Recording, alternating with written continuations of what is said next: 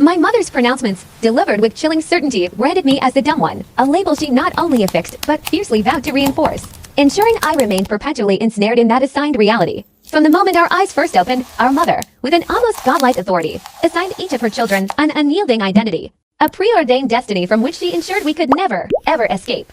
Natalie, with her quiet observations and innate curiosity, was instantly designated the smart one. Eden, whose delicate features captivated even in infancy, became irrevocably the pretty one. Miles, a robust and boisterous baby whose powerful cries seemed to shake the very foundations of the house, was declared the strong one. And I, born last and smallest, entering the world with a struggle for breath, was ruthlessly condemned as the dumb one. Yet her tyranny extended far beyond mere verbal branding. Mom didn't simply label us.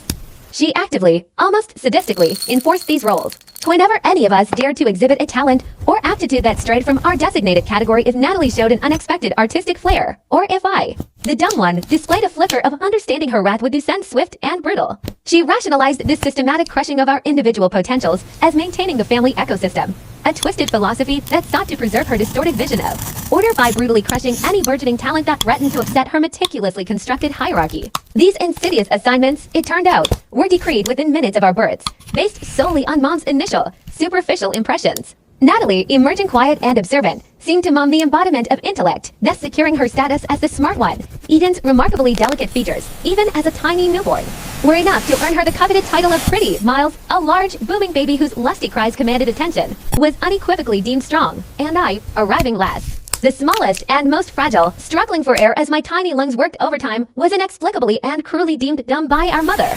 She didn't just whisper these roles, she meticulously inscribed them onto our birth certificates, treating them not as fleeting whims but as immutable, almost medical conditions, etched into our very existence. Our father, witnessing this escalating madness, eventually reached his breaking point. He left, unable to endure the horrifying spectacle of what she was systematically doing to us, his own children. He couldn't stand idly by as she systematically dismantled our spirits and potentials. Mom, however, interpreted his departure not as a sign of her cruelty, but as definitive proof that her twisted system functioned even more efficiently, even more perfectly. Without his unwanted interference, the enforcement of these roles was relentless and agonizing. If Natalie ever stumbled upon a challenging math problem, Mom would swoop in, solving it for her with an air of superior intellect, only to then turn on me with a vicious beating if I dared to offer any assistance. Why? Because, as she'd scream, dumb children don't understand mathematics, when I, against all odds, began to sprout taller than Eden. Mom subjected me to a horrifying regimen. I was forced to hunt constantly, day in and day out, until my young spine literally curved into a permanent stoop.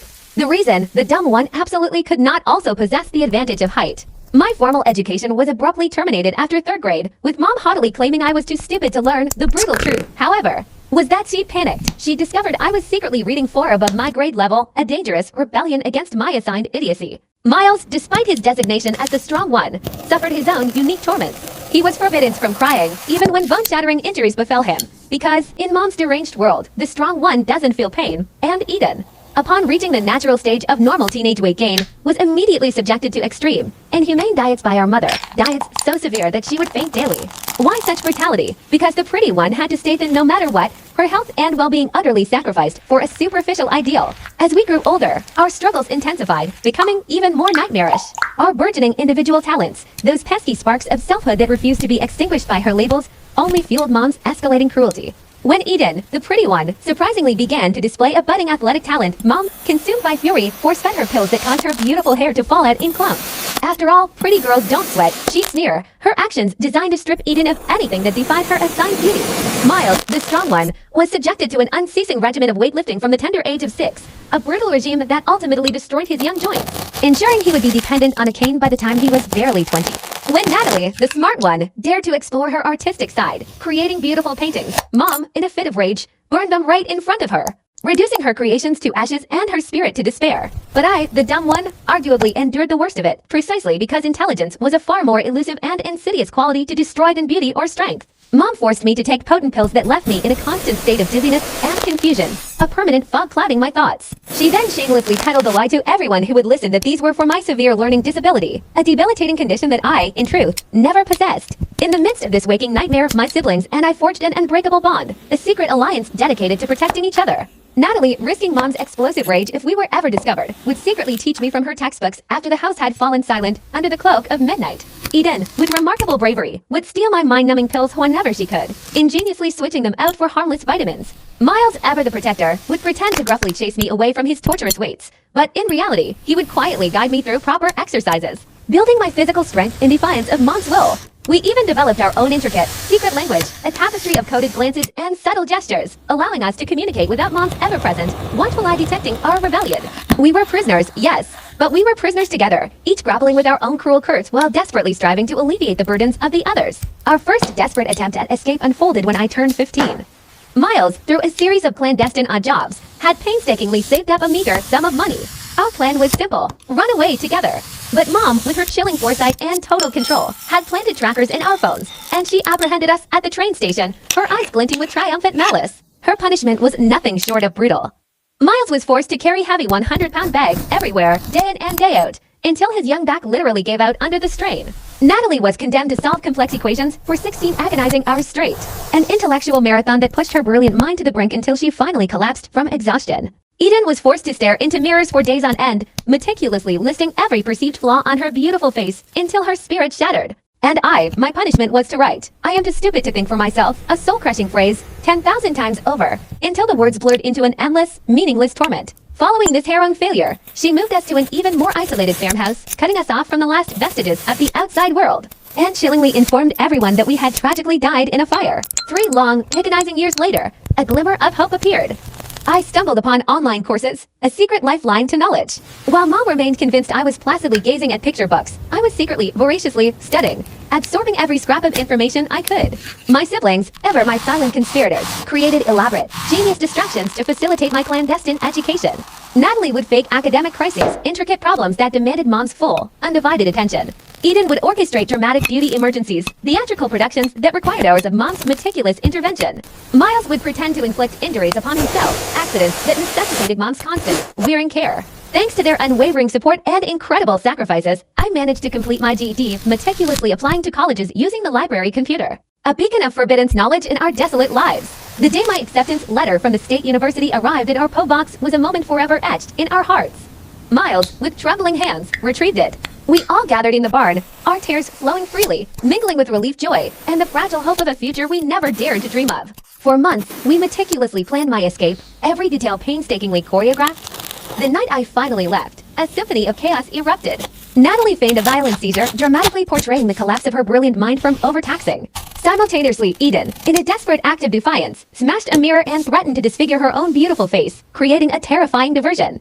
Amidst this orchestrated pandemonium, Miles, my steadfast protector, clandestinely smuggled me out in his truck, driving me swiftly, silently, towards the distant lights of campus and the promise of a new life. For one breathtaking, amazing week, I lived a dream.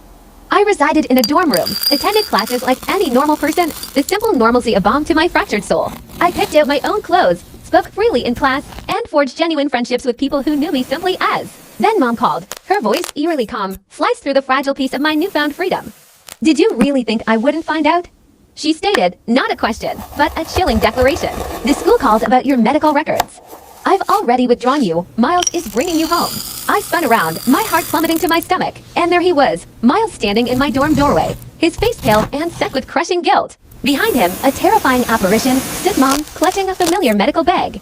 "I'm sorry," he whispered, his voice cracking, his gaze fixed on the floor, unable to meet my eyes. She had threatened to blind Eden and to brutally crush Natalie's hands, twisting his arm with the most sadistic of choices. Mom, a sinister smile spreading across her lips, began methodically preparing a syringe. "You've upset the whole ecosystem by trying to be smart," she purred, her words dripping with venom as she advanced toward me. "We need to fix that overactive brain permanently, Doctor. Benson is meeting us at the house. He does special lobotomies that target specific parts of the brain." As Miles, his grip like iron bands, seized my arms, and Mom slowly, deliberately, raised the needle. She uttered the words that still, to this very day, claw at the edges of my sanity. "Don't worry, sweetie. You won't even remember wanting to be anything but dumb once we're done scooping out the problem areas." The gleaming metal point moved inexorably toward my skin, and I watched, transfixed with terror, as the clear liquid inside the syringe shimmered, a harbinger of permanent oblivion. Miles's grip tightened agonizingly around both my arms, and my heart pounded so violently against my ribs I thought it might literally explode as the needle's tip finally brushed against my arm. That's when the banging started on my The dorm door exploded inward with a deafening crack, rattling its very frame and sending a jolt through the room.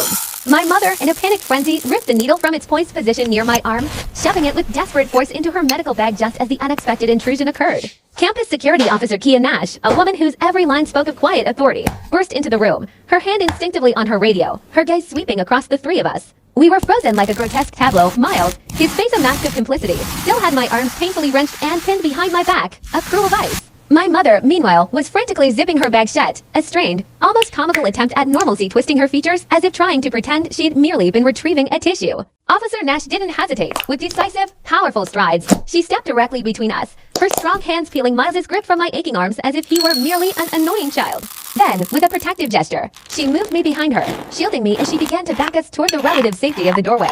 My entire body was a trembling mess, an uncontrollable earthquake of fear that made standing an immense effort. My teeth clattered together with a frantic rhythm, a sound so violent it felt as though I were freezing from the inside out, despite the room's warmth. As if a switch had been flipped, Mom's carefully cultivated calm doctor voice purred to life, a chilling performance designed to deflect and deceive. She launched into a smooth, practiced monologue, expressing profound concern for my mental health, detailing how I desperately needed help. She wove a meticulous web of lies, claiming I'd been experiencing episodes and fabricating elaborate, unsettling stories about our family dynamics. Yet, even as her soothing, manipulative words filled the air, Officer Nash's keen eyes were already taking in the stark reality. They angry? Crimson marks marring my arms where Miles's fingers had dug in. Silent accusations against Mom's narrative. Her gaze then flickered to the medical bag, now innocently or rather menacingly perched on my desk, an object of growing suspicion. I tried to speak, to refute the torrent of lies, but my voice was a broken, reedy whisper, fractured and strange from the persistent shaking that vibrated through every fiber of my being.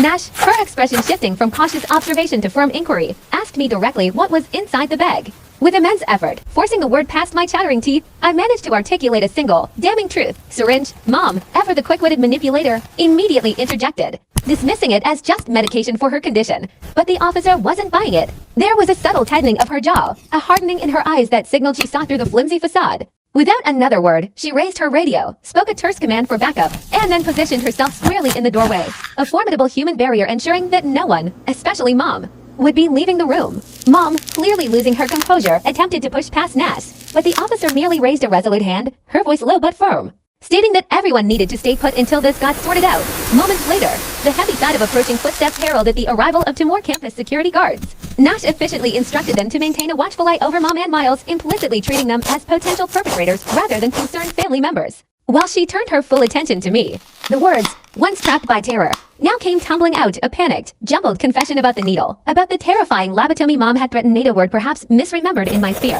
but clearly implying a forced, invasive medical procedure. I spoke of the looming threat, the violation she intended. As I recounted the horrors, Nash's face underwent a dramatic transformation, concern rapidly dissolving into palpable horror. Her hand immediately went to her radio again, and this time, the urgent request was for an ambulance. Mom, despite Nash's explicit warning to be quiet, repeatedly tried to interrupt, to offer her twisted explanations, but Nash's authority was absolute, her gaze unwavering. The ambulance's wail, though probably only a distant 10 minutes away, stretched into an agonizing eternity, each passing second a test of my frayed nerves. Finally, the EMTs arrived, their calm efficiency a stark contrast to the preceding chaos. They meticulously checked me over, their trained eyes quickly locating the minuscule, yet damning, red pinprick where the needle had barely broken my skin. It was a tiny mark, yet it held the weight of an immense assault. As they carefully loaded me onto a stretcher and into the ambulance, Nash, her voice devoid of compassion, informed Mom and Miles that they would both be required to accompany her to the station for extensive questioning. At the emergency room, the sterile environment felt both alien and reassuring. Dr. Lara Kamura, with a quiet yet intensely focused demeanor, conducted a thorough examination of the injection site, taking precise, forensic photographs with a specialized camera. She meticulously measured the red marks etched onto my arms, silent testaments to Miles's rough handling, carefully documenting every detail into her computer system. Her immediate concern for potential harm led her to order a battery of blood tests, a critical step to ascertain if any illicit or harmful drugs had entered my system.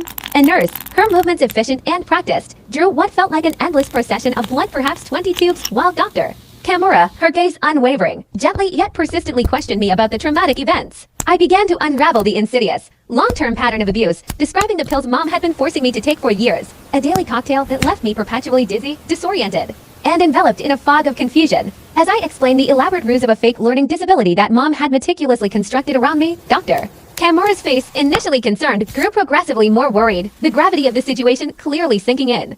The calculated deception, the sustained drugging, it painted a grim picture. She promptly ordered a series of even more specialized tests, including hair samples, a forensic goldmine capable of revealing drug exposure stretching back not just days or weeks, but months. The nurse, with clinical precision, snipped small pieces of my hair from various locations on my scalp, carefully sealing each sample into its own labeled evidence bag. They also collected urine in a cup, another crucial sample, and took swabs from the inside of my mouth, leaving no stone unturned. Dr.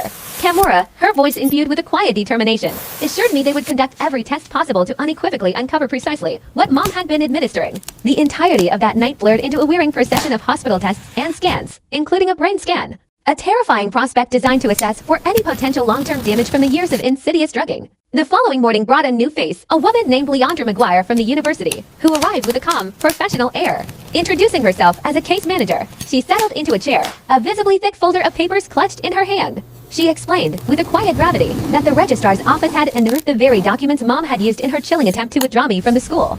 These forged papers, Leandra detailed, falsely asserted that I suffered from severe cognitive impairment rendering me utterly incapable of functioning within an academic setting. Leandra's expression hardened as she pointed out the undeniable truth. These documents were clearly forged, a desperate act. Especially given that I had been attending classes and thriving just fine for a full week. A stark contradiction to Mom's fabricated narrative. She then guided me through the process of filling out a crucial form known as a FERPA block, a vital legal safeguard that would immediately prevent Mom from accessing any of my sensitive school records. We spent over an hour meticulously reviewing various forms related to campus safety measures, building a robust protective framework around me. Leandra also initiated the paperwork for a comprehensive no-contact order, a critical step that would officially ban Mom from the entire campus. She acknowledged it would take a few days for the order to be fully processed, but assured me that campus security already possessed Mom's photograph and was on high alert. Later, I clutched my phone, my fingers trembling slightly as I texted my siblings, using an old, almost forgotten code word, a whispered signal that silently asked, "Are you okay?" The reply from Eden was almost immediate, a surge of familiar chaos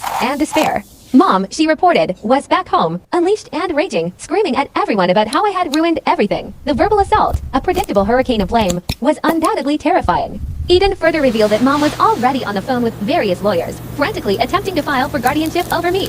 The chilling audacity of her plan. Mom was claiming I was mentally incompetent, wholly incapable of making my own decisions, and therefore legally required someone else to control my life. Eden's next revelation sent a shiver down my spine. Mom had already contacted no fewer than 3 different doctors, desperately trying to coerce them into signing papers validating my supposed disability. There is a deeply unsettling, almost clinical precision to this mother's control system, a disturbing methodicalness in how she has assigned roles to her children from birth, based on nothing more than fleeting first impressions. It begs the agonizing question, why is she so fanatically committed to these rigid, self-serving categories that she would resort to the unfathomable depths of drugging her own children and inflicting physical harm upon them? The incomprehensible cruelty of it all leaves annoying emptiness. Fortunately, Leandra, ever efficient, wasted no time.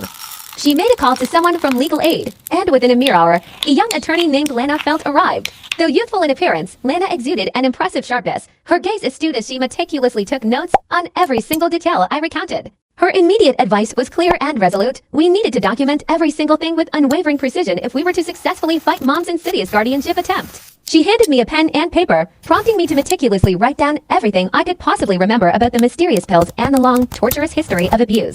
Together, we compiled exhaustive lists detailing all the myriad times Mom had deliberately hurt us, not for misbehaving, but for the unforgivable sin of being good at the wrong thing, for displaying talents or inclinations that didn't align with her rigid, preordained roles. Lana reassured me that my recent college acceptance and impressive academic grades would serve as powerful, irrefutable evidence, unequivocally proving that I was far from mentally impaired. That same afternoon, Detective Lucinda Bridges, a woman whose calm demeanor belied a keen investigative mind, arrived to take my official statement regarding the harrowing events that had unfolded in the dorm.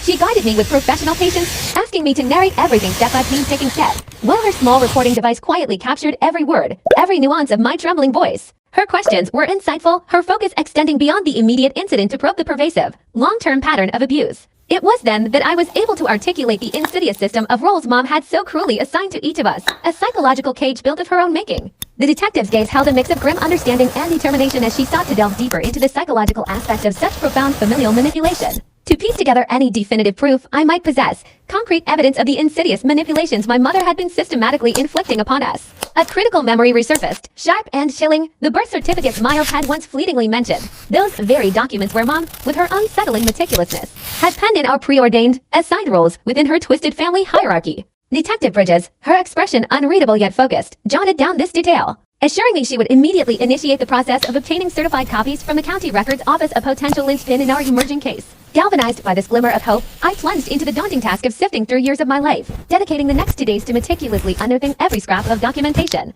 I retrieved my GED certificate from the dusty, forgotten folder I had secreted away in the barn, a place where secrets could lie undisturbed, a silent testament to my forbidden intellectual pursuits. At a library computer, a beacon of my burgeoning independence, I printed out the longed-for-college acceptance letter, its official seal of stark contrast to the clandestine nature of its acquisition. Simultaneously, my fingers flew across the keyboard, capturing screenshots of countless text messages, a chronological mosaic of despair and defiance that my siblings had sent me over the years. Each one a whispered lament, a damning chronicle of Mom's escalating abuses. Lana, a steadfast anchor in this stormy sea of revelations, sat beside me in the sterile yet surprisingly comforting hum of the hospital cafeteria. Together, we meticulously sorted through the burgeoning pile, her unwavering focus a powerful counterpoint to my own raw emotion. We duplicated every crucial document, transforming fragile originals into robust, reproducible evidence. With an almost surgical precision, she organized them into distinct, clearly labeled folders, educational competence, designed to dismantle Mom's claims of my mental incapacity. Pattern of abuse, a thick dossier of psychological torment and physical control. And medical evidence, which would soon become chillingly significant. As she reviewed the text messages, Lana kept shaking her head, a silent acknowledgement of the sheer depravity they unveiled. Her brow furrowed with a mixture of grief and disbelief, especially at those heart-wrenching exchanges where Eden graphically described being forced to purge after consuming perfectly normal, healthy meals, her body subjected to Mom's tyrannical control over her appearance. Equally disturbing were Natalie's desperate confessions of having to feign an inability to grasp even the most fundamental concepts whenever Mom was around. A cunning yet soul-crushing survival mechanism designed to avoid her mother's wrath and maintain a fragile sense of peace. Our intense, almost feverish work was abruptly interrupted by a phone call from the financial aid office. The woman on the other end, her voice tinged with palpable confusion, explained with a bureaucratic chill that my funding had been abruptly frozen. The reason? Mom had, with characteristic ruthlessness, contacted them directly, weaving a fabricated narrative that I was mentally incompetent to manage money. An insidious attempt to cripple my nascent independence and drag me back into her orbit of control. Leandra, ever the professional and my tireless advocate, met us at the financial aid office the very next morning.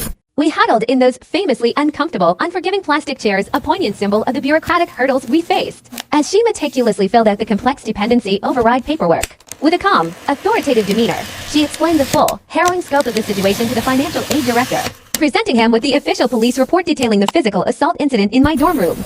He listened intently, his expression shifting from detached professionalism to growing concern. While he candidly admitted that such processes typically take weeks to process, he looked directly at me, a flicker of genuine empathy in his eyes, and promised to expedite it given the circumstances. A small but significant victory in our ongoing battle for freedom. That very afternoon, Mom's digital assault began. My school email account became a conduit for a relentless barrage of long, rambling messages, each one a masterclass in psychological manipulation. She wrote with chilling conviction about how I was destroying the delicate family ecosystem, a twisted metaphor that painted me as a cancerous growth.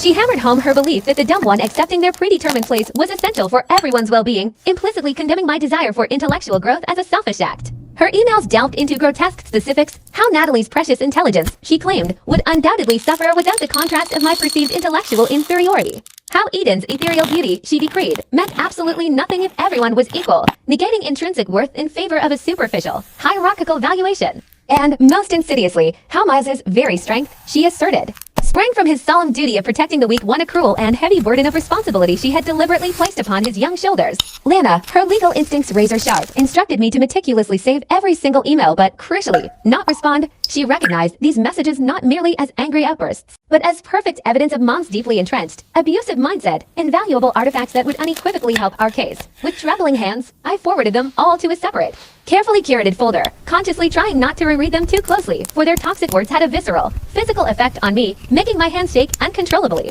3 agonizing days later, the phone rang.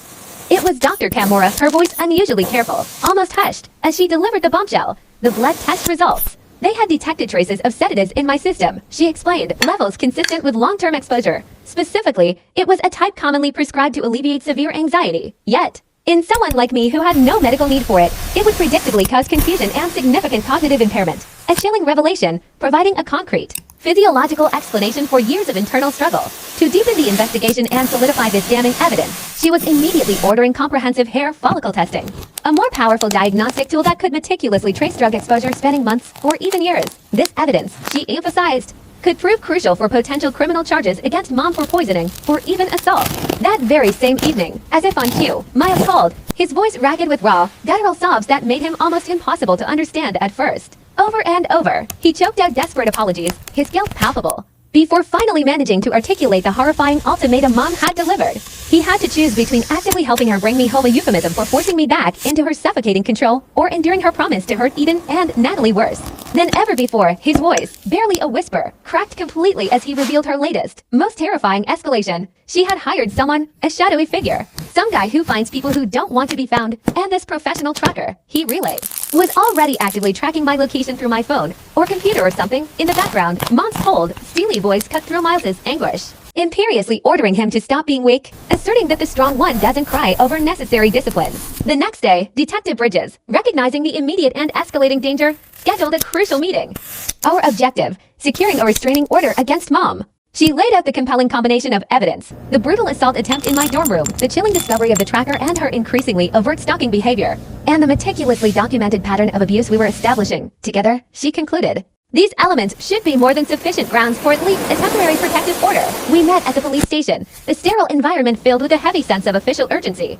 There I was handed yet more forms, tasked with the emotionally draining ordeal of describing every single incident I could remember of Mom hurting me, or threatening me, or suffocatingly controlling my life, a torrent of painful memories that I poured onto the official pages. 3 days later, we found ourselves in the hallowed, intimidating halls of the courthouse, awaiting the temporary restraining order hearing. And just as expected, Mom made her grand entrance. She was impeccably put together in a crisp navy suit, her hair pulled back into a severe, elegant bun, projecting an image of calm composure and unimpeachable respectability. A meticulously crafted facade designed to sway the judge. She addressed the court in a soft, calm, reasonable voice, a masterful performance of innocence, claiming I was delusional and had always suffered from deep-seated mental problems that necessitated constant, unwavering supervision. But then the tide began to turn. The judge, a seasoned observer of human deception, began to absorb the unassailable truth. He carefully reviewed the comprehensive medical evidence Dr. Kimura had meticulously submitted, proof of the sedatives in my system that directly countered Mom's narrative of delusion. His eyes scanned through the very emails Mom had so confidently sent me, her own words about the family ecosystem now damning evidence of her manipulative ideology. And finally, he examined the stark, irrefutable photographs Officer Nash had taken of the angry marks on my arms, tangible scars from the dorm incident. With each piece of evidence, his face, initially neutral, grew harder and harder, a silent testament to his growing conviction. He unequivocally granted a temporary restraining order, establishing an immediate legal barrier, and, with palpable seriousness, scheduled a hearing for a permanent one. Before dismissing Mom, he issued a stern, unequivocal warning. Any contact whatsoever with me, direct or indirect, would result in immediate arrest. Within mere hours of leaving the courthouse, Mom, predictably defiant and utterly disdainful of legal boundaries, began to employ proxies to circumvent the order.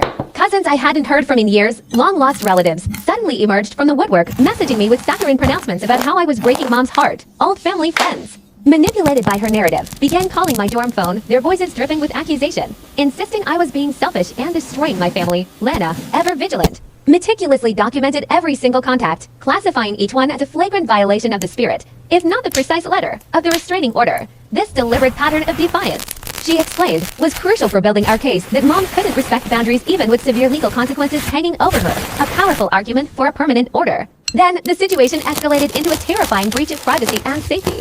Someone clearly acting on Mom's behalf posted my dorm address online on some obscure forum dedicated to problem children who abandon their families. The accompanying text was a vitriolic smear, falsely claiming I was a dangerous mentally ill person who'd heartlessly left my poor, sacrificing mother to deal with my siblings alone after years of sacrifice. Campus IT, recognizing the severity of the doxing, immediately sprang into action, meticulously helping me document the incident, capturing screenshots, and initiating the laborious process of tracing IP addresses to identify the perpetrator. Simultaneously, campus security, now fully aware of the grave physical threat, beefed up their presence, initiating extra patrols near my building and rigorously checking the IDs of anyone who didn't convincingly look like a student. The university's response was swift and unequivocal.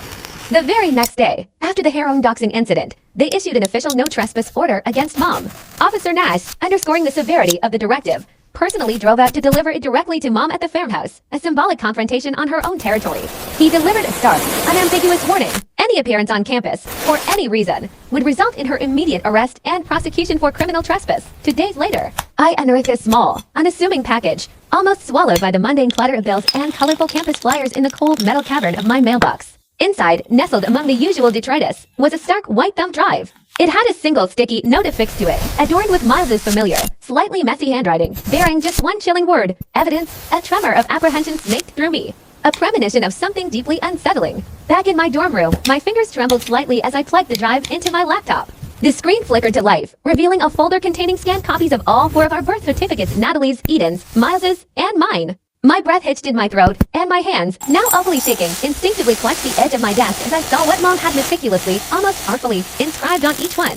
There, in the very official, very sterile boxes typically reserved for critical medical conditions, a space meant for diagnoses like diabetes or heart defects, she had penned our assigned roles.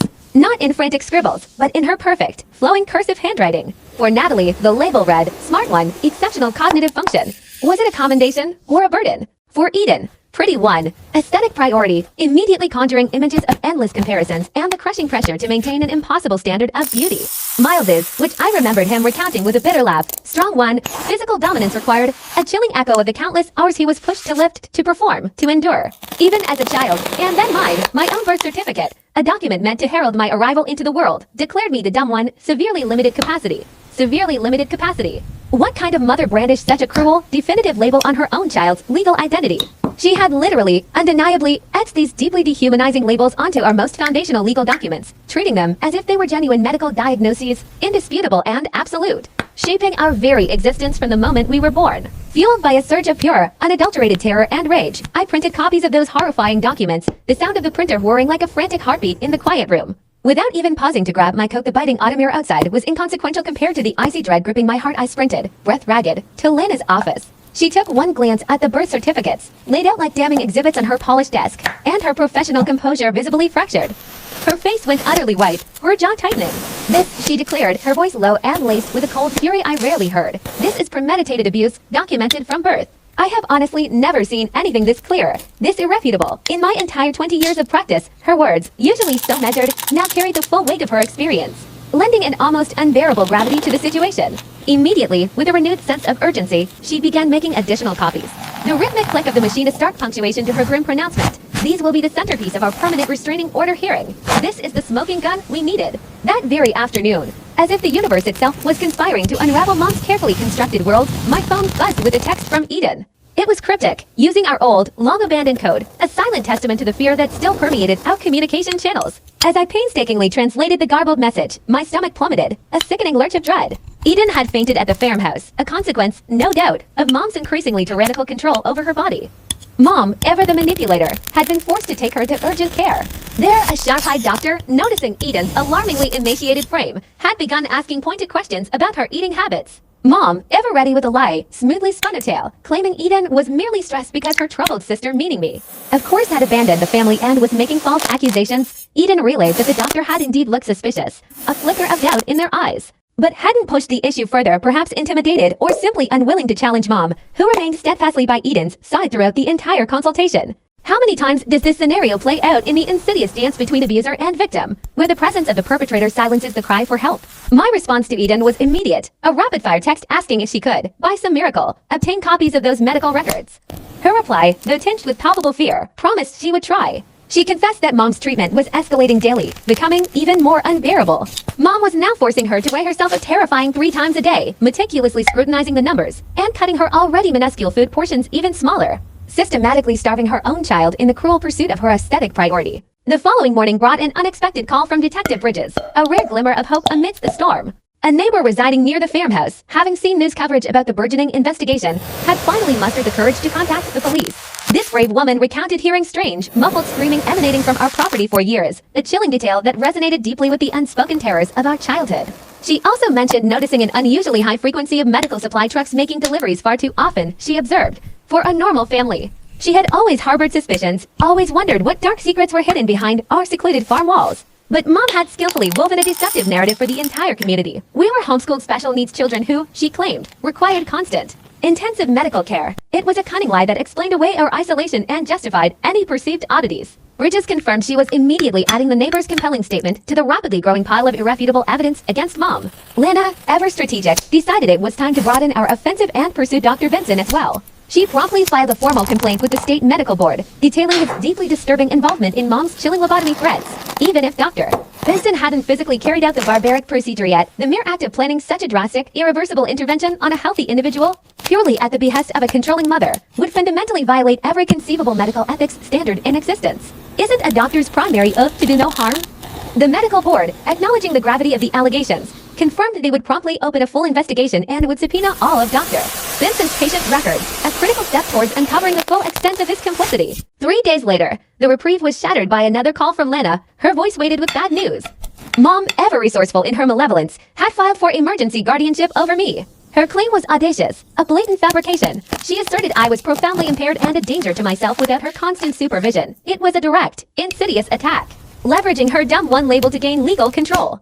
The court, without delay, scheduled a mandatory evaluation for the following week. Lana, however, fought with every legal fiber of her being, battling tooth and nail to ensure fairness. Her tireless efforts paid off. She successfully convinced the court to agree to use an independent evaluator, ensuring impartiality, rather than the doctor Mom had undoubtedly handpicked for her own manipulative purposes. Miles, incourageously dropping off that thumb drive, had effectively handed us the villain's diary, its cover brazenly emblazoned with her evil plan. Mom had, with chilling audacity, literally labeled her children like mere produce in a grocery store, listing their supposed qualities and defects directly on their birth certificates, a grotesque inventory of her perceived possessions. Ahead of the evaluation, Lana, ever the pragmatist, coached me on what to expect. Her advice was simple, yet profound. Just be yourself, she urged, and answer honestly. Your truth is your strongest weapon. The evaluation itself unfolded in a small, somewhat dark office at the courthouse. The evaluator, a woman in her early 50s, possessed a gentle demeanor that belied her meticulous, thorough approach. For 3 grueling hours, I sat across from her, answering a barrage of questions, diligently completing basic cognitive tests, meticulously recounting my education history, and, most painfully, laying bare the raw, ugly truth of the abuse I had endured. She presented me with complex math problems, had me read intricate passages and explain their nuances, and challenged me to demonstrate my understanding of abstract concepts, all designed to gauge my mental acuity. When I finally presented her with my GED certificate and a treasured college acceptance letter, her kind eyes widened, a flicker of genuine shock crossing her features. Your mother, she stated carefully, her voice tinged with disbelief, claims you have the mental capacity of a young child. It was in that moment, seeing the stark contrast between Mom's lie and my tangible accomplishments, that I produced the birth certificate, Mom's perfect cursive damning her with its indelible inscription, Dumb One. Severely limited capacity, a label imposed from the very moment of my existence. The evaluator, her face now a mask of intense concentration, took detailed notes, her pen scratching methodically across the page. She concluded our session by explaining she would need ample time to meticulously review all the evidence before formulating her crucial recommendation to the court. Meanwhile, Leandra, a beacon of unwavering support, had been tirelessly working to secure much-needed mental health resources for me. She successfully connected me with a support group specifically for survivors of family abuse, a safe harbor that met weekly right on campus. While the waiting list for individual therapy was dishearteningly long, the group offered an invaluable sanctuary, a place where I could finally speak freely, openly, with people who genuinely understood the labyrinthine trauma of such experiences. The first meeting was undeniably hard, a raw outpouring of pain and shared vulnerability, but hearing other people's deeply personal stories, each a testament to resilience, made me feel profoundly less alone, less crazy, and more validated than I had in years. One woman, her eyes reflecting a familiar depth of understanding, had escaped a strikingly similar situation where her own parents had systematically assigned her the crushing role of family failure. That night, my phone buzzed again, this time with a text from Miles. It was a message that cracked open something deep inside me, bringing forth a torrent of tears. He had, with a newfound courage, gone to a clinic and obtained x-rays of his joints. The images, stark and irrefutable in black and white, revealed severe, undeniable damage, the insidious consequence of being relentlessly forced to lift impossibly heavy weights since the tender age of 6. His knees, his shoulders, his spine all bore the visible scars of repetitive stress injuries, a grim prognosis indicating that significant surgery would likely be required in the future. Seeing the cold, hard proof of the physical toll Mom had exacted, he explained, was finally breaking through years of Mom's programming. The insidious whispers of self-doubt and obligation that had permeated his mind for so long were at last being drowned out by a powerful surge of righteous anger. He was finally, truly, getting furious at what she had mercilessly done to his body, all in the twisted name of forging him into her strong one. He confessed he was seriously contemplating giving a full statement to the police, but a lingering, powerful fear still held him captive. What would happen to Natalie, his quieter, more vulnerable sister, if he completely turned against Mom, shattering the fragile illusion of family unity she so desperately clung to? 2 days later, Detective Bridges called me once more, this time to discuss the arduous process of securing a search warrant for Dr. Benson's office. She patiently explained that the legal wheels were turning infuriatingly slowly.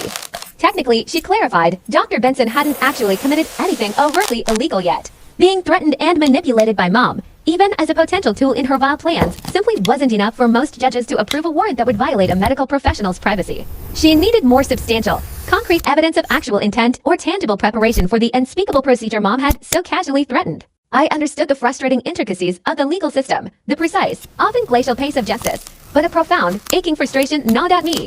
Why couldn't we just stop her? Why did we have to wait for her to do more harm before the law could fully intervene? It felt like we were standing on the precipice of a relentless storm, watching it gather strength, unable to command it to cease. Him before something truly catastrophic unfolded. It was a maddening realization, a profound frustration that the entire legal system, despite its noble intentions, seemed inherently designed to be reactive, perpetually waiting until after crimes had been committed and damage inflicted, rather than proactively preventing them. Wasn't prevention, especially in cases of escalating domestic abuse, supposed to be the ultimate goal? That same afternoon, a palpable shift in atmosphere occurred as I returned to my dorm after a somewhat draining, but hopeful meeting with Lena. The earlier warmth of our discussion evaporated the moment I stepped onto my floor. There, protruding from beneath my door, was something subtly out of place, an unsettling anomaly, a folded piece of paper, obviously pushed through the gap while I was out. A cold knot tightened in my stomach. My hands, despite my efforts to steady them, trembled visibly as I reached down, retrieved the ominous note, and slowly unfolded it. My eye scanned the few words scrawled across the page. Dumb girls who run away get hurt. The message itself was chillingly succinct, a stark threat. But it was the handwriting that sent a jolt of ice through my veins, familiar, terrifyingly familiar. I recognized every loop, every slant, every distinct characteristic of my mother's script. There was no mistaking it. Panic clawed at my throat, but I forced myself to act. Immediately, I dialed campus security, my voice cracking slightly as I explained the situation. Within minutes, Officer Nash arrived, his presence a mix of reassuring authority and grim concern. He carefully collected the note, treating it as the critical piece of evidence it was. The very next morning, a subtle but distinct oddity presented itself. As I reached for my backpack, preparing for class, it felt inexplicably heavier than usual. I paused, trying to rationalize it, running through my mental checklist. Had I added any new textbooks? Extra supplies? No, yet the weight persisted. An unsettling mystery. A prickle of unease prompted me to dump the entire contents of my backpack out onto my bed, a chaotic cascade of notebooks, pens, and forgotten snacks. Methodically, I began checking every pocket, every zipper, every hidden compartment. That's when my fingers brushed against something hard and foreign at the very bottom, beneath the main compartment. I traced the outline, then spotted it, a section of the lining, expertly cut open, and then stitched back up with remarkable neatness, almost invisible to the casual eye. But beneath that flawless seam, I could feel the unmistakable rigidity of a small, hard plastic device. Someone had meticulously cut open the fabric, inserted a miniature GPS tracker, and then sewn it back into place with a chilling level of precision. The violation felt profound, an invasion not just of my space, but of my very being. Detective Bridges arrived soon after, her expression grim as she examined the concealed device. She confirmed it was indeed a GPS tracker and assured me it would be sent for immediate fingerprint analysis. With a heavy sigh, she added stalking charges to the ever-growing, increasingly disturbing list of crimes we were meticulously building against my mother. The tracker itself looked expensive, a professional-grade piece of equipment, and the chilling thought immediately followed. It had likely been silently transmitting my every movement. My precise location, for days, perhaps even longer. How many of my seemingly private moments had been observed, monitored, plotted? Later that week, amidst the pervasive anxiety, a small beacon of hope emerged. I received genuinely good news from the registrar's office. The university, after careful consideration of my extenuating circumstances, agreed to provisionally re-enroll me for 2 classes while all the complex legal matters slowly got sorted out. It wasn't the full course load I yearned for, the one I had meticulously planned before my life was appended, but even this limited return to a normal routine offered a much-needed sense of grounding. A small anchor in a storm of chaos. Plunging into Introduction to Psychology and English Composition proved to myself, and to those around me, that I was still capable, still a student, still deserving of a college education. My professors, thanks to Leandra's empathetic and private explanations of my incredibly difficult situation, were remarkably understanding. They readily offered extensions on assignments, a small but significant mercy, whenever court dates or urgent police meetings inevitably pulled me away from my studies. Yet, even with this invaluable support, the sheer act of balancing demanding coursework with a relentless onslaught of everything else quickly became overwhelming. There were days when I would go straight from an emotionally draining police interview, still reeling from the details, directly to a lecture, then rush off to an urgent meeting with Lena, barely having time to breathe, let alone process.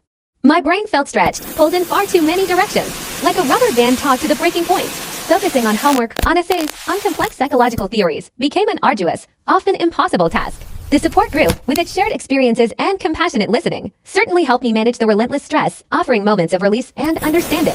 But despite their best efforts, there were still far too many moments when I felt utterly submerged, struggling for air, like I was drowning in the sheer weight of it all. 3 arduous weeks after the comprehensive evaluation, a decision finally arrived regarding my mother's emergency guardianship petition. The evaluator's report, when presented, was a beacon of clarity, direct and unequivocal about my complete mental and emotional competence. The judge, after reviewing the overwhelming evidence we had painstakingly assembled and presented, formally denied my mother's petition. His expression, as he delivered his verdict, conveyed genuine concern, a visible ripple of unease at the pattern of abuse and manipulation he had just witnessed. He swiftly scheduled a full hearing for a permanent restraining order and, significantly, asked Detective Bridges to continue her thorough investigation, acknowledging the deeper currents at play. Unsurprisingly, Mom did not take the denial well. According to the snippets I gathered from my siblings, her reaction was explosive, a predictable outburst of rage and vindictiveness. That same night, a chilling text message arrived from Natalie, sent using our secret, coded language, a grim necessity born of years of clandestine communication. Her words were laced with palpable fear. Mom, Natalie revealed, had explicitly threatened her. If she dared to testify against her, Mom vowed to utterly destroy Natalie's hands, rendering her permanently unable to write or type ever again. The cruelty of it was breathtaking.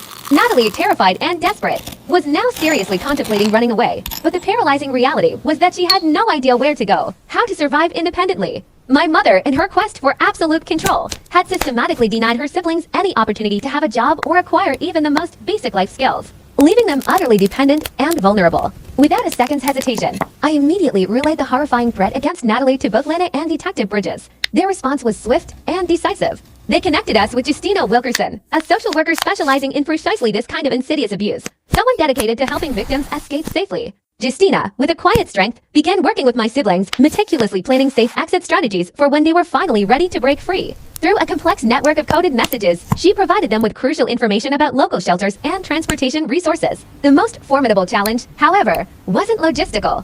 It was the years of profound psychological control. The insidious brainwashing that had made them truly believe they couldn't survive without Mom, even as she systematically destroyed their spirits, their bodies, their very sense of self. How do you break free when your mind has been made a prison? Just 2 days later, a call came through that brought forth a torrent of tears from me, tears of immense relief mixed inextricably with profound worrying. Eden, my brave sister, had finally managed to escape, finding refuge in a women's shelter. Her desperate flight had been triggered when Mom discovered she'd been secretly talking to me, a direct violation of the draconian rules of their ecosystem. Mom, in a predictable rage, had found Eden's hidden phone and erupted in a torrent of screams, accusing her of betrayal and breaking the ecosystem. In that terrifying, chaotic moment, as Mom was furiously destroying the phone, Eden, with a surge of courage, grabbed a small bag of clothes and bolted out the door. She called me from the shelter, her voice a fragile mix of sobs and, for the first time in years, a profound sense of relief. She confessed that she simply couldn't endure the forced starvation any longer.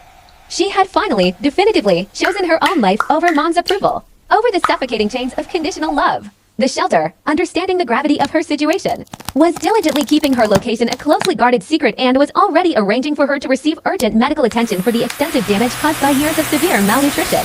Within mere hours of Eden's escape, my mother, predictably, had contacted the police. Frantically reporting Eden as a kidnapped runaway, she brazenly claimed that I had brainwashed Eden and forced her to leave home against her will. But Detective Bridges, ever vigilant, quickly confirmed with the shelter that Eden was, in fact, an adult who had made the conscious, voluntary decision to leave. This false report, a desperate and transparent attempt to regain control, merely added another damning mark to the escalating pattern of harassment and manipulative control my mother continued to display. Bridges observed, with a grim satisfaction, that every lie Mom told to authorities, every fabricated accusation, every desperate maneuver, only served to strengthen our case, eroding her own credibility with each transparent attempt to regain her lost power. Meanwhile, Eden, finally free, was savoring regular, nourishing meals without the ever-present, terrifying threat of someone monitoring every single bite. She told me the shelter staff were visibly shocked by how severely underweight she was for her height, a stark testament to the years of abuse. They immediately connected her with specialized doctors who focused on helping individuals recover from the physical and psychological ravages of eating disorders. Eden admitted it felt incredibly weird to eat without the crushing weight of guilt, but her resolve was unwavering. She was fiercely determined to get healthy, to rebuild her strength, driven by the burning desire to be strong enough, vital enough, to testify about the monstrous things Mom had inflicted upon all of us. The very next morning, Lena, ever the diligent advocate, started meticulously assembling a civil harassment claim. Her desk became a sprawling landscape of documents and digital evidence, each piece a damning indictment of Mom's online campaign of terror.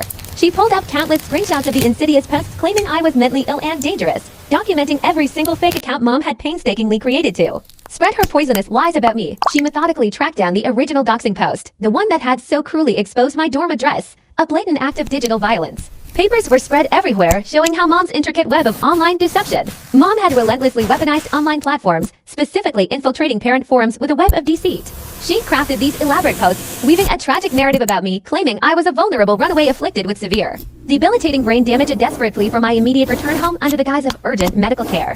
Her manipulative campaign didn't stop there. She meticulously fabricated missing person flyers, emblazoning them with my actual photograph. yet cruelly asserting that I possess the cognitive abilities of a mere 5-year-old child, rendering me completely incapable of self-care or rational thought. Can you imagine the sheer audacity, the depth of this calculated deception, designed to elicit public sympathy and active participation in my forced retrieval? Furthermore, she even went as far as creating an entire website, a digital shrine of lies aptly named Help Bring Leia Home, filled to the brim with fabricated stories about my supposed profound disabilities and harrowing struggles, painting a picture of a lost, helpless soul that tugged at the heartstrings of unsuspecting strangers. Lana, with her sharp legal mind, explained that pursuing both criminal and civil cases simultaneously would create a multi-pronged attack, offering manifold avenues to finally curb Mom's relentlessly destructive behavior. This dual approach was critical because different courts possess distinct jurisdictions and powers. A criminal court, for instance, could issue orders carrying penalties like imprisonment, while a civil court could impose protective orders or financial sanctions, thus offering diverse legal tools to effectively halt Mom's relentless persecution.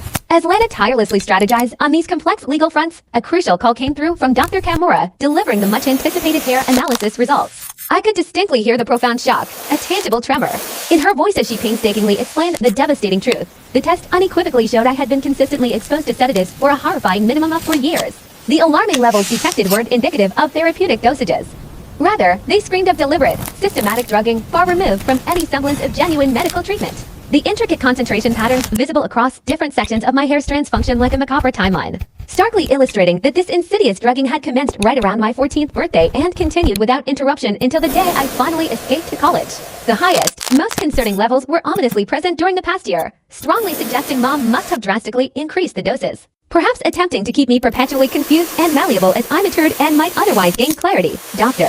Kamura, visibly shaken, declared she had never encountered such a disturbing pattern outside of textbook criminal poisoning cases and was in the process of preparing a meticulously detailed report that, she assured us, would significantly fortify any future criminal charges against Mom.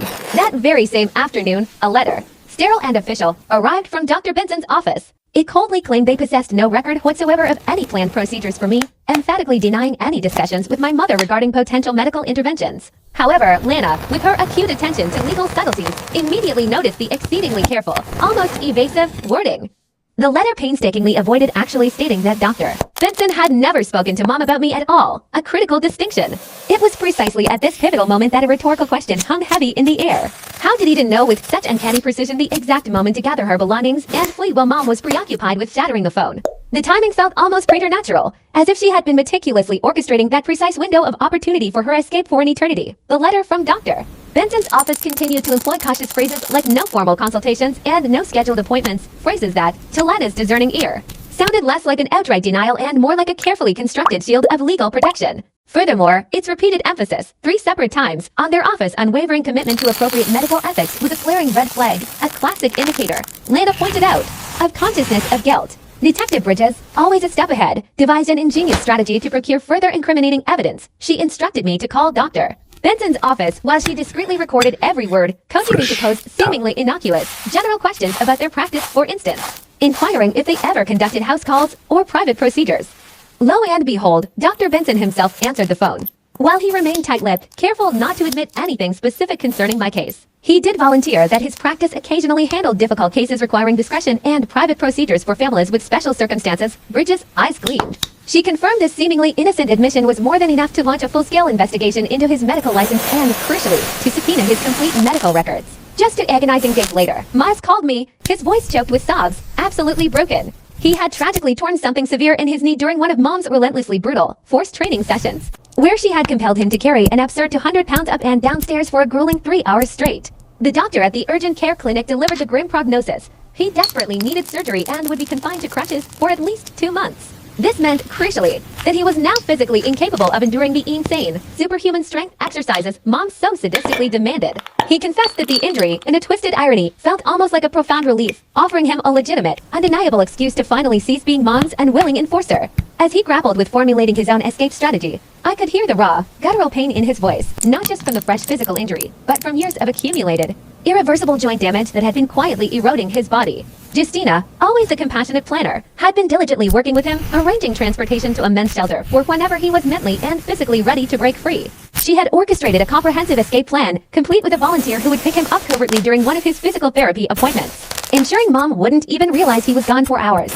Yet, Miles remained agonizingly hesitant, paralyzed by a crushing fear of what Mom might inflict upon Natalie if both Roy and Eden were gone, leaving her entirely alone. He tearfully declared he simply couldn't abandon our younger sister to face Mom's unbridled rage all by herself, even though staying was systematically destroying his own body. Piece by agonizing piece, he had been Mom's enforcer for so long that the crushing guilt of leaving Natalie utterly unprotected was consuming him alive, a festering wound on his conscience. And so, Justina had to patiently, yet firmly, keep reminding him of an undeniable truth. He couldn't protect anyone, least of all Natalie, if Mom completely annihilated his own ability to even walk. A week later, as I was walking to class, a chilling sense of unease washed over me. I noticed someone, heavily disguised in an oversized coat and dark sunglasses, overtly following me across the expansive campus. And even though the elaborate disguise included a synthetic wig and completely different clothes, I recognized Mom's distinctive gait, her unique way of moving. Instantly, a recognition honed over years of constantly watching for her subtle, terrifying mood changes. My heart pounding, I immediately texted Officer Nash and, with a surge of adrenaline, kept walking purposefully toward the campus security office, all the while Mom drew closer, her hand ominously reaching into her capacious bag for something I couldn't quite discern. Nash, ever vigilant, intercepted her right outside the bustling library. And when Mom, with typical audacity, attempted to claim she was merely a concerned parent checking on her daughter, Nash coolly reminded her about the existing no trespass order and, without hesitation, called for immediate backup. Witnessing Nash deftly apply handcuffs to Mom, watching her writhe and scream hysterically about her parental rights in public, felt utterly surreal. Like something plucked directly from a vivid dream after all the suffocating years of Mom wielding complete, absolute control over every single aspect of our lives. Mom was subsequently charged with criminal trespass and, more significantly, violating a restraining order. And the prosecutor, confident and resolute, confirmed that this arrest would immeasurably strengthen our overarching case, as it served as undeniable proof that Mom simply could not, or would not, respect legal boundaries. 3 weeks later, at the critical permanent restraining order hearing, our courageous neighbor from near the farmhouse bravely testified. She recounted hearing blood-curdling screaming at all hours of the day and night and described seeing medical supply trucks making deliveries that appeared wildly excessive, far beyond what any regular family would ever require.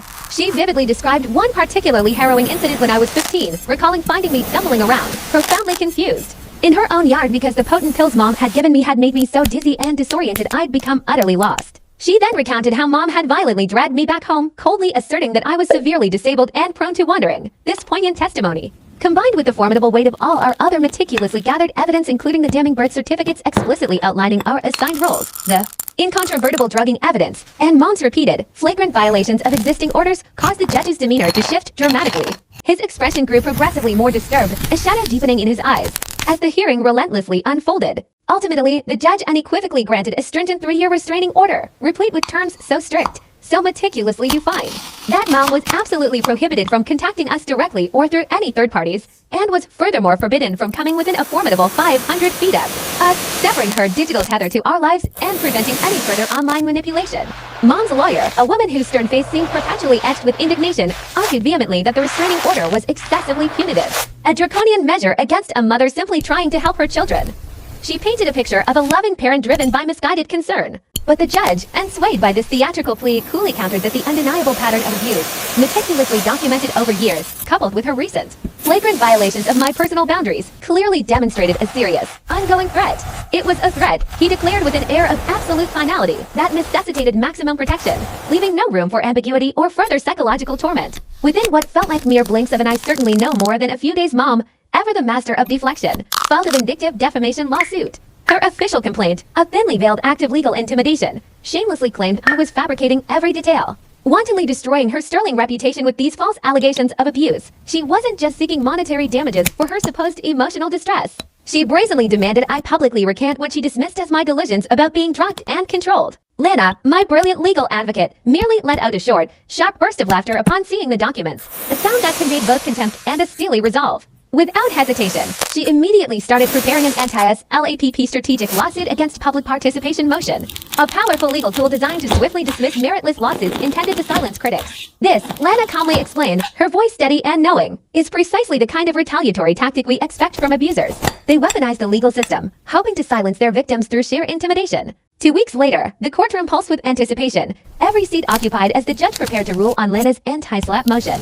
I watched, a knot of anxiety tightening in my stomach, as Mom's face progressively blotched crimson, a stark contrast to her usual composed veneer.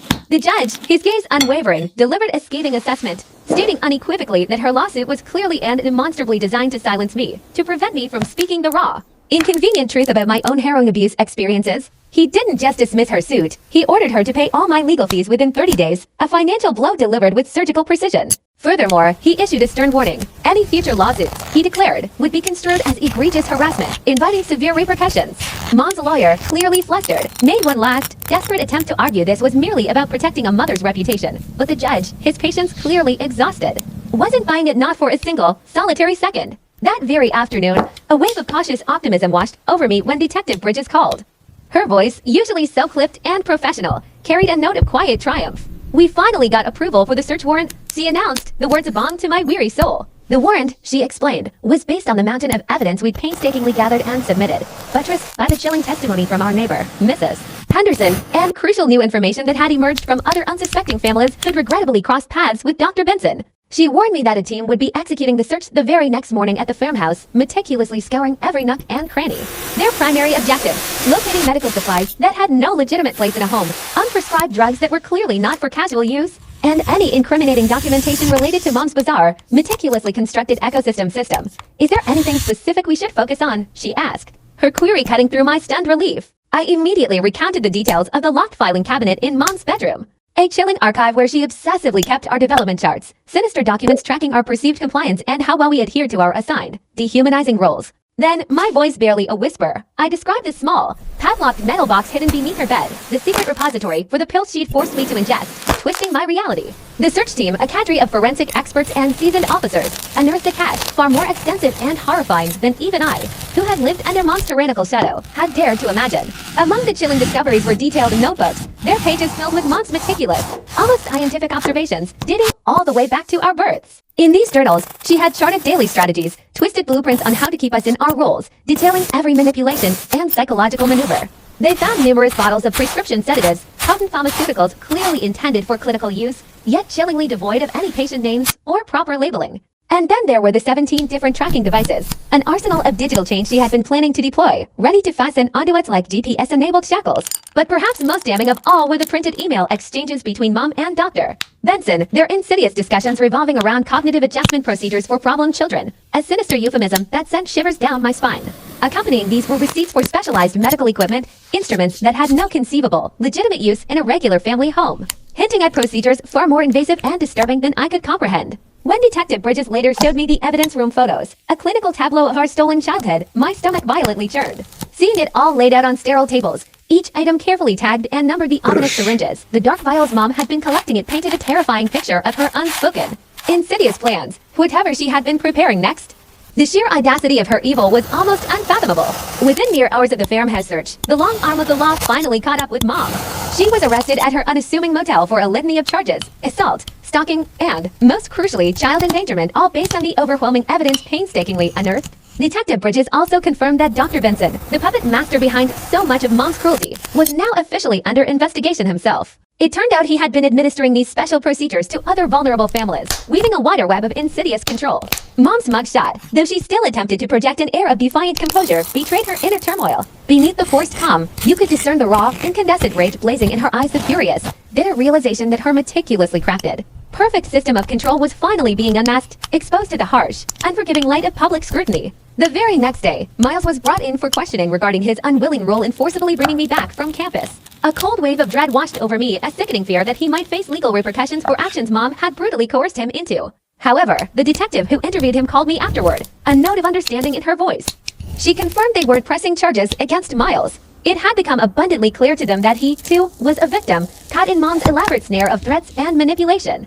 This compassionate understanding, it seemed, became a crucial turning point for Miles, finally allowing him to begin the arduous process of accepting that what Mom had inflicted upon all of us was, unequivocally, abuse. That same pivotal week, Eden, summoning a strength I hadn't realized he possessed, went to the police station to provide her sworn statement. She spoke with chilling clarity about the forced diet pills and the torturous starvation she'd endured, providing irrefutable evidence. She brought forth stark photographs from when she was at her absolute thinnest, her young body emaciated and fragile, alongside medical records detailing multiple fainting episodes that Mom had so cruelly and deliberately ignored. Not to be outdone, Natalie, with a quiet but fierce determination, submitted a written declaration. It was accompanied by heart-wrenching photos of her burned paintings, poignant visual testaments to Mom's destructive jealousy. Her declaration meticulously detailed the horrific punishments she'd received simply for daring to display any flicker of artistic talent, any expression of her true self. and providing crucial external validation were the witness statements from two former neighbors who vividly recalled seeing plumes of smoke rising from the farmhouse. Unmistakable evidence of Mom burning Natalie's art. The combined courage of my siblings, their voices rising in unison, fortified the case exponentially. The prosecutor, Laurel Atkins, later emphasized that having all four siblings each a unique witness to the terror confirming the pervasive pattern of abuse made it nearly impossible for Mom to cling to her manipulative narrative, to simply dismiss this as the fabrication of just one troubled child. Predictably, Mom posted bail a mere 3 days later, her freedom a stark reminder of her persistent malice. Immediately, she began her insidious campaign of intimidation, materializing at the courthouse during my hearings for the restraining order appeals. Each time, she would position herself precisely 5,001 feet away technically, excruciatingly, just outside the legally mandated boundary of the order, yet undeniably, unequivocally. Meant to instill terror, she hovered like a predatory shadow. With each chilling appearance, campus security and diligent court officers would meticulously document her presence, capturing photos and taking precise measurements. They were building an irrefutable body of evidence, proof positive that she simply would not, respect boundaries, even with the looming specter of serious criminal charges hanging over her. Paradoxically, once the immediate, acute danger of Mom's physical proximity seemed to abate, the long-suppressed trauma began to hit me with devastating force. It was as if my nervous system, finally allowed a moment of repose, could now process the sheer magnitude of what I had endured. I found myself flinching violently, jumping out of my skin whenever someone walked behind me, the slightest movement triggering a primal fight-or-flight response. Sleep became an elusive stranger. Every creak, every distant murmur, every ordinary sound in the night would send my mind spiraling, convinced that Mom had, against all odds, found a nefarious way around the restraining order. I would frequently jolt awake at 3 a.m., my body drenched in sweat, heart pounding in full-blown panic. Prosecutor Laurel Atkins, a woman whose demeanor radiated both gravitas and a quiet empathy, called a meeting with Lana and me. The purpose? To discuss a potential plea deal he was considering offering Mom. The proposal involved her pleading guilty to charges of assault and stalking, a significant admission, in exchange for the prosecution dropping the more serious, potentially life-altering charges, like child endangerment. He gently explained the rationale, highlighting how emotionally grueling and profoundly re-traumatizing trials are for victims, forcing them to testify, to meticulously relive every harrowing detail of their abuse in a public forum. This particular deal, he emphasized, would guarantee she'd receive probation, a period of supervised release, coupled with mandatory psychiatric treatment and attempt, however faint, at addressing the twisted architecture of her mind. Crucially, it would also ensure a long-term, legally binding no-contact order. The restraining order covered every single one of us. Finding those enormous medical supply trucks, making regular, almost unnerving deliveries to what appeared to be an entirely ordinary farmhouse, always ignited a churning unease within me. It made me wonder, with a chilling certainty, just how many casual passersby, how many seemingly indifferent neighbors, must have noticed this glaring anomaly this stark, perplexing departure from suburban normal sideshows, consciously or subconsciously, to avert their gaze, suppressing the uncomfortable, nagging questions about the dark, unspoken horrors unfolding behind those weathered, secluded walls. The meticulously drafted terms of the plea deal laid out an uncompromising, almost unforgiving path forward. They mandated a 3-year probationary period, a true sword of Damocles poised precariously over her head, where even the slightest misstep, the most minor infraction, would trigger an immediate, irreversible return to a cold, unforgiving jail cell. Furthermore, she was compelled to undergo intensive, mandatory therapy twice a week. An arduous journey of self-reflection and accountability that she herself would bear the full financial burden for. Perhaps most crucially for us, a decade-long restraining order was imposed, and impenetrable. An unyielding barrier designed to protect all 4 of us children, a comprehensive blanket of safety extending without a single crack or crevice, no allowances for holidays, no exceptions for any family gathering, severing all contact, truly and completely, for 10 long years. That night, the phone felt heavy, almost vibrating with the weight of our shared trauma, as I dialed my siblings. We connected across the miles, our voices weaving through the static. And for what felt like an eternity, hours stretching into the early morning before the first hint of dawn, we dissected every single facet of the plea deal. It wasn't merely a dry legal document, it was our future, our nascent freedom, hanging precariously in the balance. Miles, his voice tinged with an exhaustion that went bone deep, confessed his singular desire. I just want this to be over, he pleaded, the trauma of years visibly weighing him down, crushing his spirit. Eden, ever the astute realist, voiced her profound skepticism, her fear a palpable tremor in her words. But what if she finds a loophole? What if she just sidesteps these restrictions, just like she always did, mocking the very idea of accountability? Her worrying was a sharp echo of our collective, painful past. Natalie surprisingly harbored a flicker of fragile hope, a wistful whisper barely audible. Maybe, just maybe, this therapy, it could actually make her see, truly understand, the irreparable damage she inflicted upon us, the scars she left on our souls. Each of us navigated this emotional minefield with our own unique blend of weariness, apprehension, and a desperate yearning for either closure or, at least, some semblance of comprehension. After what felt like an emotional tug-of-war, a protracted battle of conflicting desires within our shattered family unit, a fragile, yet profound, consensus finally emerged. We reluctantly conceded that our paramount concern, our undeniable, non-negotiable priority, had to be our own enduring safety and burgeoning sense of peace, rather than the fleeting satisfaction of witnessing Mom receive the maximum possible retribution. The bitter, undeniable truth was that a guaranteed outcome, even if it felt like a compromise, was infinitely preferable to the precarious gamble of a full-blown trial illegal arena where unforeseen variables, judicial whims, or tactical maneuvers could shatter our fragile hopes and potentially leave us even more vulnerable, more exposed than before. Was it justice in its purest, most vengeful form? Perhaps not. But it was certainty, and at that moment, certainty felt like everything. Just 2 days later, with heavy hearts and hands that trembled slightly, each of us meticulously penned individual, deeply personal letters to the prosecutor, formally endorsing the plea deal.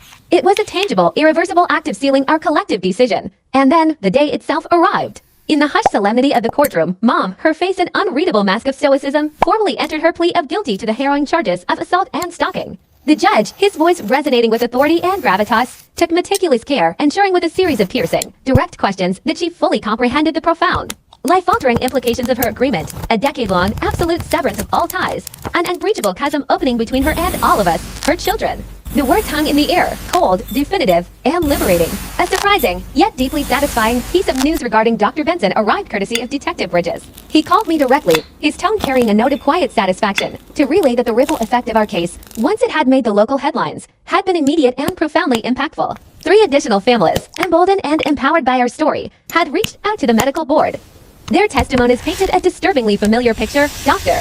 Benson had been peddling bizarre, unorthodox, and frankly dangerous treatments for their own children, practices that strayed far beyond the bounds of accepted medical ethics and conventional, humane procedures. It was a chilling, dark echo of our own nightmarish experiences. The medical board, reacting with commendable swiftness and a clear understanding of the gravity of the accusations, immediately suspended his license, initiating a full-scale, rigorous investigation into his highly questionable and potentially criminal practices. Detective Bridges, sounding confident and relieved, speculated that Dr.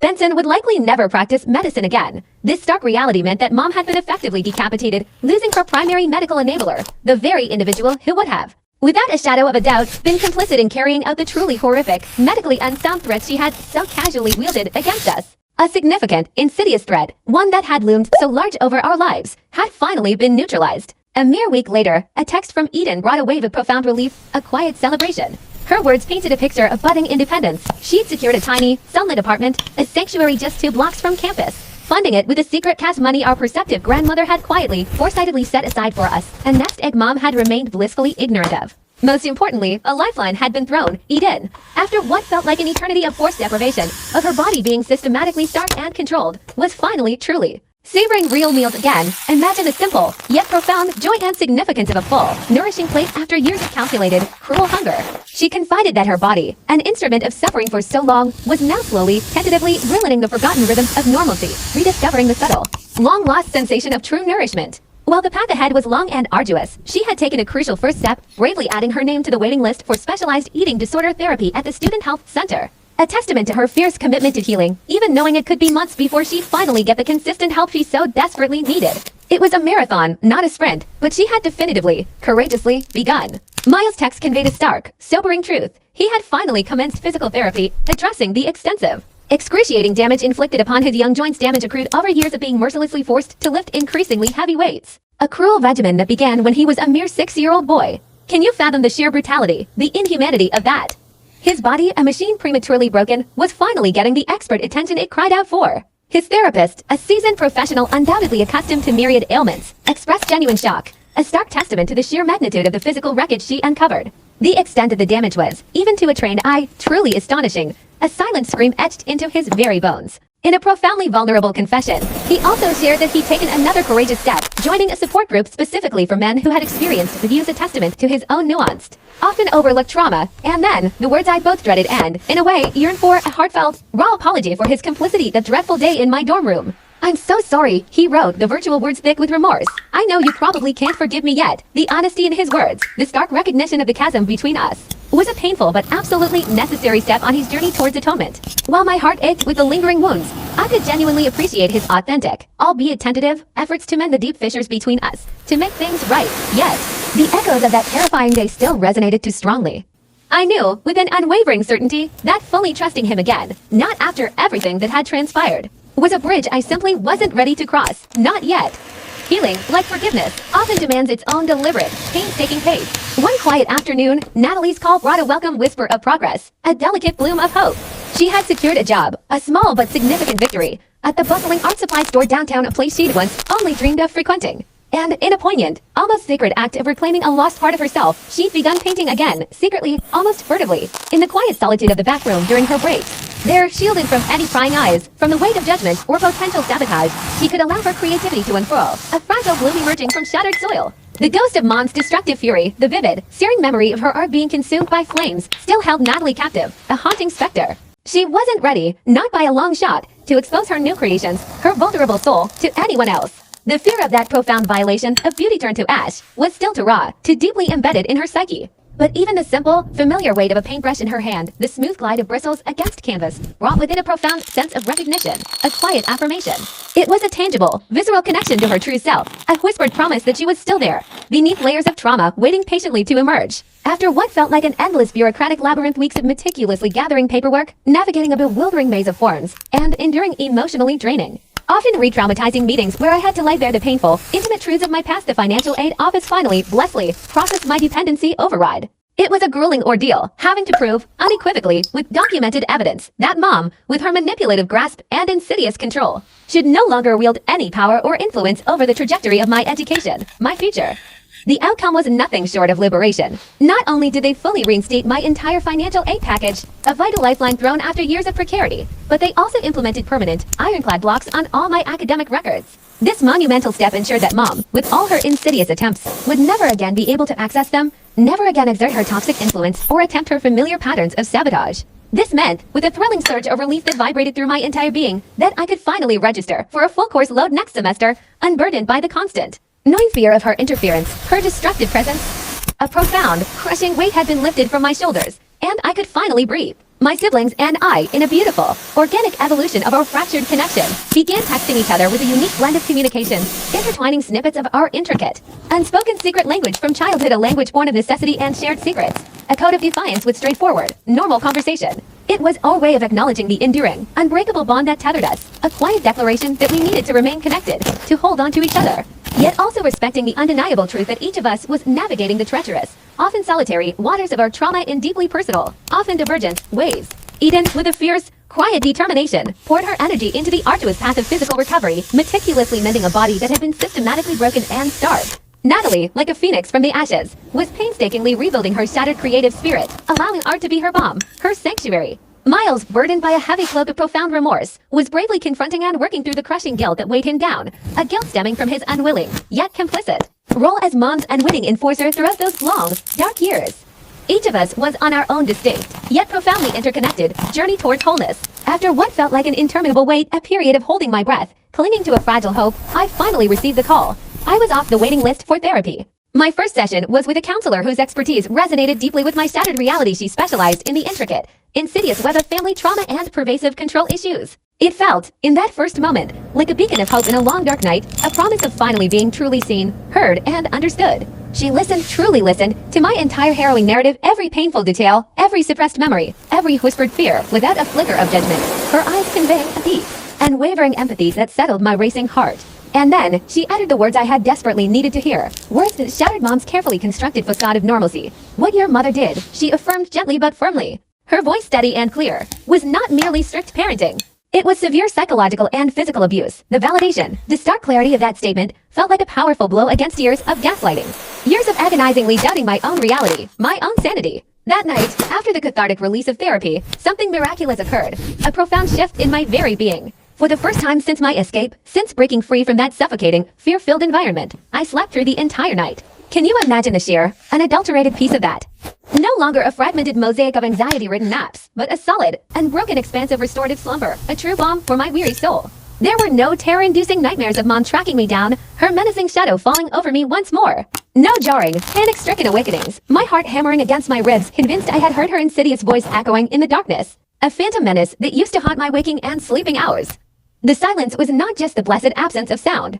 It was the blessed, profound absence of fear. A few weeks later, the prosecutor's call brought a renewed sense of vigilance, yet also a strange, quiet vindication. He informed me that at Mom's very first probation check-in, a mere formality meant to reinforce boundaries and ensure compliance, she had already attempted to circumvent the restraining order. Her method was as predictably manipulative as ever. She had contacted us indirectly through a hapless, perhaps unwitting, cousin who, acting as her proxy, had then called Eden, echoing Mom's familiar victim narrative, lamenting, "Why are you all being so incredibly cruel to your mother? Don't you care about her?" The audacity, the immediate, blatant disregard for the rules, was chilling, but also confirmed her unchanging nature. But this time, the system held firm. The probation officer, with unwavering resolve and an air of authority, meticulously documented the clear violation.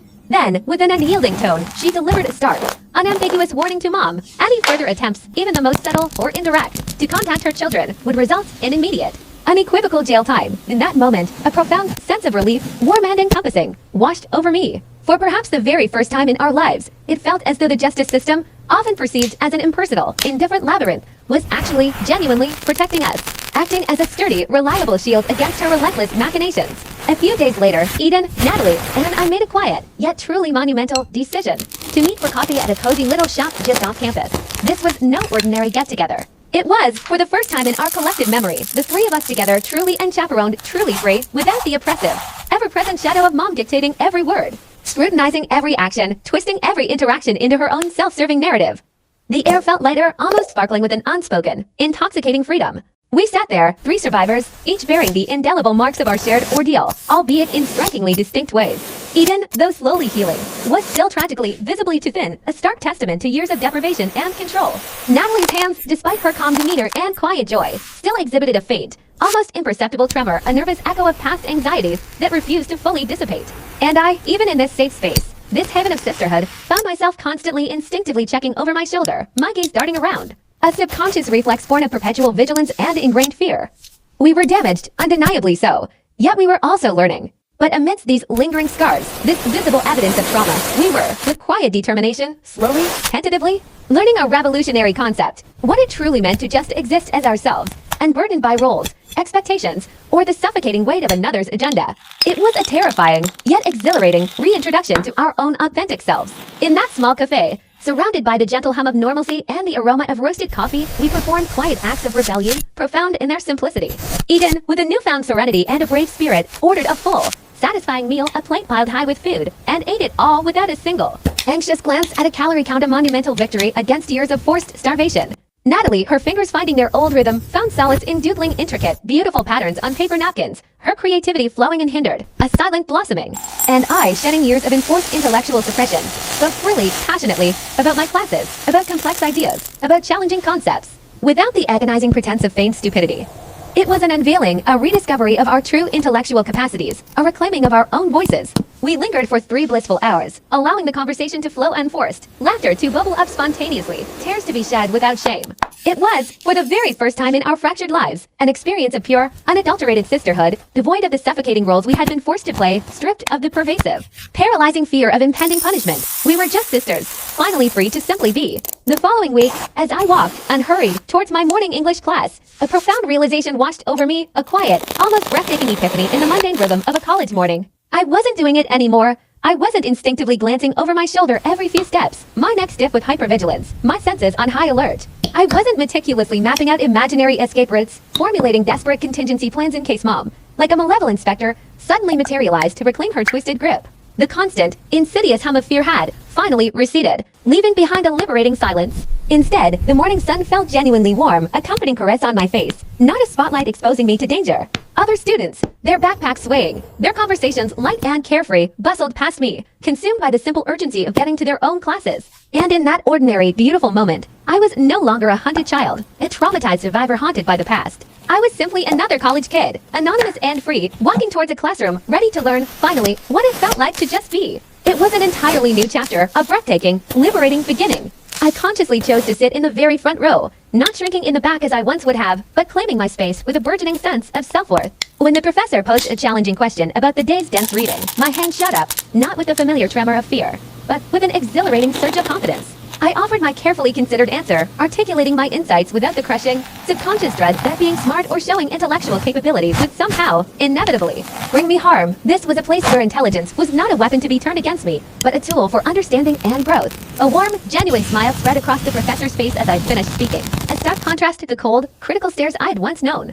That's an excellent point, Leia, he affirmed, his words resonating with validation. In another life, in another place specifically, at home such an articulate and perceptive observation, a display of independent thought, would have earned me a severe reprimand. Perhaps even a physical beating or a barrage of psychologically bruising accusations, silencing my voice and spirit. But here, in this haven of learning, it simply meant one thing. I understood the material. It was that simple, that pure, untainted by malice or control. After class, instead of slinking away, I walked with purpose, my head held high, towards the vast, silent sanctuary of the library. My mission, to delve into the complexities of my psychology exam.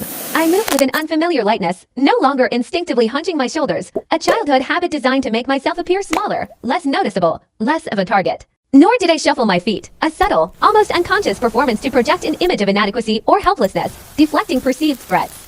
I was just walking, confident and unburdened. Around me, other students were immersed in their own studies, a low hum of focused energy filling the air. With a quiet ease that astonished even myself, I pulled out my heavy textbooks and brightly colored highlighters. It felt utterly, wonderfully normal, as if I had always belonged here, as much a part of this intellectual tapestry as anyone else. The girl who had been constantly labeled the dumb one, the one whose aspirations were routinely mocked and dismissed, was now enrolled in college courses, navigating academic challenges, and, perhaps most profoundly, cultivating genuine friendships. These new friends knew me simply as Leia, not as the assigned scapegoat, the designated problem child, or any other demeaning role forced upon me within the suffocating confines of a sick, dysfunctional family ecosystem.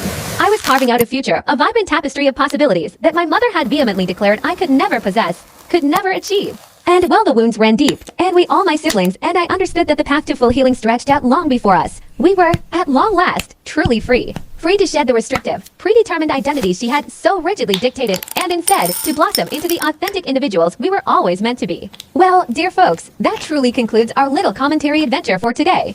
Thank you for patiently allowing me to sprinkle in these deeply personal observations and reflections along the way.